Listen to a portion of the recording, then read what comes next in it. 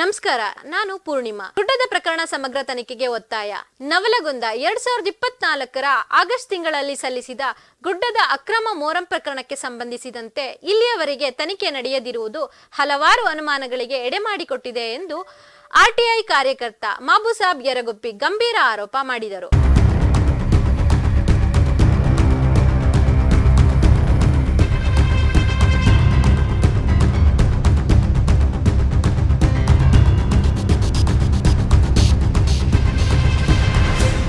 ನಗರದ ಪ್ರವಾಸಿ ಮಂದಿರದಲ್ಲಿ ಪತ್ರಿಕಾಗೋಷ್ಠಿಯನ್ನು ಉದ್ದೇಶಿಸಿ ಮಾತನಾಡಿದ್ದ ಅವರು, ನವಲಗುಂದ ಪುರಸಭೆಯ ಮುಖ್ಯಾಧಿಕಾರಿಗಳು ಗಣಿ ಮತ್ತು ಭೂವಿಜ್ಞಾನ ಇಲಾಖೆಯ ಅನುಮತಿಯನ್ನ ಪಡೆಯದೆ ಗುಡ್ಡದ ಮೊಹರಂ ಮಣ್ಣು ಅಕ್ರಮವಾಗಿ ಬೇರೆ ಕಡೆ ಸಾಗಾಟ ಮಾಡಿದ್ದಾರೆ ಎಂದು ದೂರು ಕೊಟ್ಟರು. ಇಲ್ಲಿಯವರೆಗೆ ಯಾವೊಬ್ಬ ಅಧಿಕಾರಿಯ ಮೇಲೆ ಯಾವುದೇ ಕ್ರಮ ಜರುಗಿಸಿಲ್ಲ, ಒಂದು ವಾಹನವನ್ನು ಸಹ ಸೀಸ್ ಮಾಡಿಲ್ಲ ಎಂದು ಆರೋಪ ಮಾಡಿದ್ರು. ನವಲಗುಂದ ಪುರಸಭೆ ವ್ಯಾಪ್ತಿಗೆ ಬರುವಂತಹ ಸರ್ಕಾರಿ ಗುಡ್ಡ ಸರ್ವೆ ನಂಬರ್ 499/1ರ 46 ಎಕರೆಯ ವಿಸ್ತೀರ್ಣದಲ್ಲಿ ಅವತ್ತಿನ ಮುಖ್ಯಾಧಿಕಾರಿಗಳು ಸುಮಾರು 2,000 ಟಿಪ್ಪರ್ ಮಣ್ಣನ್ನು ಖಾಸಗಿ ಹಿಟ್ಯಾಚಿ ಮತ್ತು ಟ್ರ್ಯಾಕ್ಟರ್ ಬಳಸಿ ಬೇರೆ ಕಡೆ ಸಾಗಾಟ ಮಾಡಿದ್ದಾರೆ.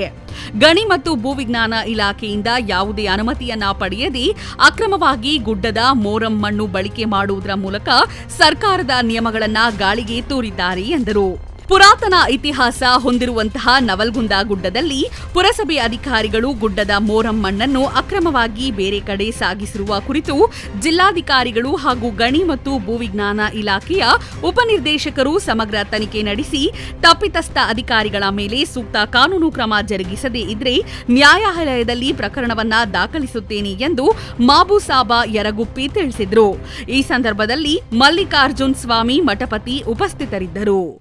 ವ್ಯಾಪ್ತಿಯಲ್ಲಿ ಬರುವಂತಹ ಗುಡ್ಡವನ್ನ ಅಕ್ರಮವಾಗಿ ಏನು ಮೊಹರಂ ಅನ್ನ ಕಡೆದು ಬೇರೆ ಕಡೆ ಸಾಗಿಸ್ತಾ ಇದ್ದಾರೆ ಅಂತ ಹೇಳಿ ನಾನು ದಿನಾಂಕ 6/8/2024 ಕಳೆದ ವರ್ಷ ಒಂದು ದೂರು ಕೊಟ್ಟಿದ್ದೆ.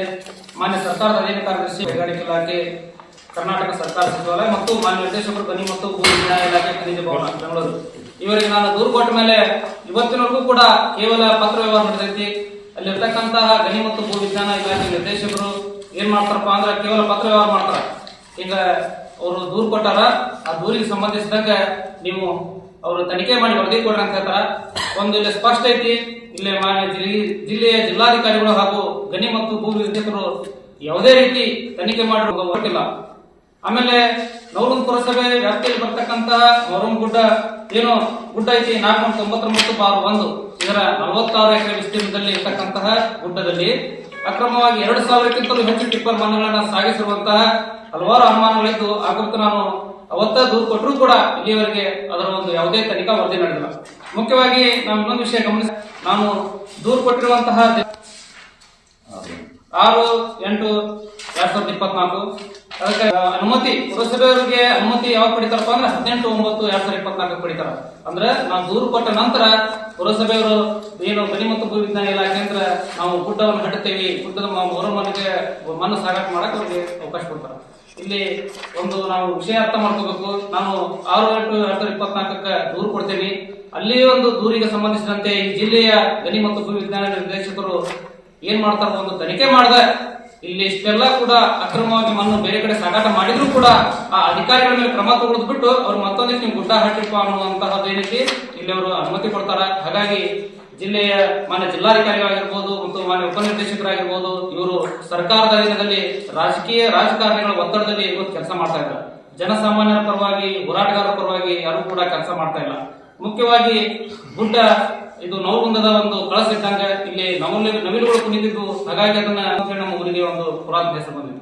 ಹಾಗಾಗಿ ಇವತ್ತಿನ ಆ ಗುಡ್ಡದಲ್ಲಿ ಇವತ್ತು ಬಡ ಜನರು ನೂರಾರು ಕುಟುಂಬಗಳು ಇವತ್ತು ವಾಸ ಮಾಡಕುಂತಾವು, ಮನೆ ಕಟ್ಟುಕೊಂತಾರ, ಅಲ್ಲೆಲ್ಲ ಇರ್ತಾರ. ಇವರು ಗುಡ್ಡವನ್ನ ಅಳಿಯುವುದರಿಂದ ನಾಳೆ ಮಳೆ ಹೆಚ್ಚಾಗಿ ಅಥವಾ ಏನೋ ಪ್ರಕೃತಿ ವಿಕೋಪ ಆಗಿ ಗುಡ್ಡ ಏನಾದರೂ ಕುಸಿದು ಆ ಮನೆಗಳಿಗೆ ಹಾನಿಯಾಗಿ ಆ ಮನೆಯಲ್ಲಿರ್ತಕ್ಕಂತಹ ಜೀವಿಗಳ ಹಾನಿಯಾದ್ರು ಯಾರು ಮನೆ. ಹಾಗಾಗಿ ನಾವು ಸ್ಪಷ್ಟವಾಗಿ ಇವತ್ತಿನ ತಮ್ಮ ಮಾಧ್ಯಮದ ಮೂಲಕ ಹೇಳುದಿಷ್ಟೇ, ಮಾನ್ಯ ಜಿಲ್ಲಾಧಿಕಾರಿಗಳಾಗಿರ್ಬೋದು, ಮಾನ್ಯ ಉಪನಿರ್ದೇಶಕರಾಗಿರ್ಬೋದು, ಅತಿ ಶೀಘ್ರದಲ್ಲಿ ನೀವು ನನ್ನ ಮನವಿಯ ಕುರಿತು ಸೂಕ್ತ ಕ್ರಮ ಜರುಗಿಸದೇ ಇದ್ದಲ್ಲಿ ಮಾನ್ಯ ನ್ಯಾಯಾಲಯದಲ್ಲಿ ನಾನು ತಮ್ಮ ವಿರುದ್ಧ ದೂರು ದಾಖಲು ಮಾಡ್ತೇನೆ. ಆ ಒಂದು ಏನು ಬರುವಂತಹ ಮುಂದಿನ ಕಾನೂನು ಕ್ರಮ ಎದುರಿಸಲಿಕ್ಕೆ